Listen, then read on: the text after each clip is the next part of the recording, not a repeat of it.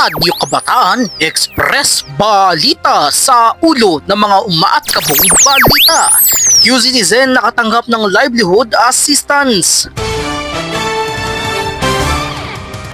Pagpapatala para sa voter registration hindi na papahabain pa. Pilipinong turista dedo matapos mabangga ng taxi sa Hong Kong. Mapagpalayang araw mula Luzon, Visayas at Mindanao. Ako si Robin Nicolas, ngayon ay araw ng Huwebes, 7 ng Agosto. At makakasama niyo ako sa 5 minutong balitaktakan.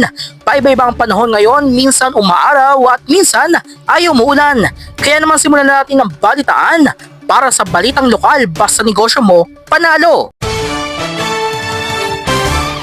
Lubos ang tuwa ng mga QCitizen ng bawat distrito ng Lungsod Quezon matapos makatanggap ng livelihood assistance para sa pangkabuhayan QC program nitong Miyerkules, ika-6 ng Agosto.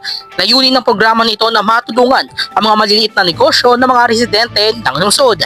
Anya ni Mayor Joy Belmonte, pundasyon ang mga negosyo na tatak QC para sa pagiging matatag na ekonomiya ng lungsod. Para naman sa balitang nasyonal, no more extension sa rehistrasyon. Ayon sa Commission on Elections, sapat na ang 10 araw para sa mga Pilipinong magpaparehistro para sa barangay at sangguniang eleksyon nitong Martes, ika-5 ng Agosto. Mula naman kay COMELEC spokesperson John Lex Saudianco, umabot na sa mahigit 900,000 ang mga nakapagpatala sa loob ng 4 na araw na halos abot na sa target na 1 milyon. Wala pa siyang nakikitang dahilan para mag-extend at tila ba'y lalagpas pa sa 1 milyon ang mga magpaparehistro sa dami ng mga venue na binuksan ngayon. Ayon sa RA 8189, mahigit na ipinagbabawal ng ating batas ang pagpapatala sa loob ng 120 araw bago ang eleksyon. Kaugnay rito ang Bangsamoro Parliament na nakatakda sa Oktubre na mas maaga kaysa sa BSKE sa Disyembre. Kailangan din paglaanan ng oras ang verifikasyon, pagproseso ng mga datos at Election Registration Board of Hearings. Magbabalik ang Radyo Kabataan Express Balita pagkatapos ng isang paalala. Kuya, pwede niyo po ba akong samahan? Saan naman yung chocolate? Sa mall po, magpaparehistro kasi ako para maging botante na ako. Tama yan, chocolate. Sige, sasamahan kita. Napanood ko po kasi na mahalaga po ang boto ng bawat Pilipino. O chocolate, dahil nasa ating sariling kamay ang desisyon para sa ating bayan. Paalala mula sa impila na ito, kabataan. Tayo ang pag-asa ng bayan. Pagiging botante ay kailangan. Oras natin ngayon ay 3:30 ng hapon. Nagbabalik ang Radyo Kabataan Express Balita. Para naman sa balitang international, Pilipinong turista dedo matapos mabangga ng taxi sa Hong Kong.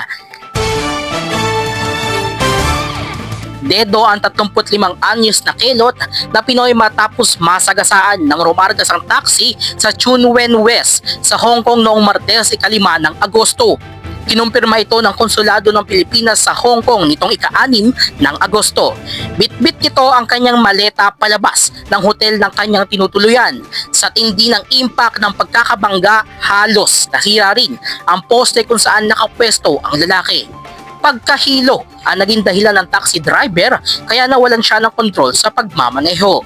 Lubos naman ang pakikipag-ugnayan ng Konsulado ng Pilipinas sa Hong Kong sa pamilya ng biktima at sa investigasyon nito. Dito na po nagtatapos ang 5 minutong balitaktakan. Muli ako si Robin Nicolas para sa radyong pinagkakatiwalaan, radyong noonguna ang kabataan, Radyo Kabataan Express Balita. Ngayong Agosto ay pinagdiriwang natin ang buwan ng wika na may temang paglinang sa Filipino at katutubong wika, makasaysayan sa pagkakaisa ng bansa. Tandaan mga kababayan na ang wika ang susi sa pagkakaisa ng bansa. Wala sa kulay, wala sa paniniwala.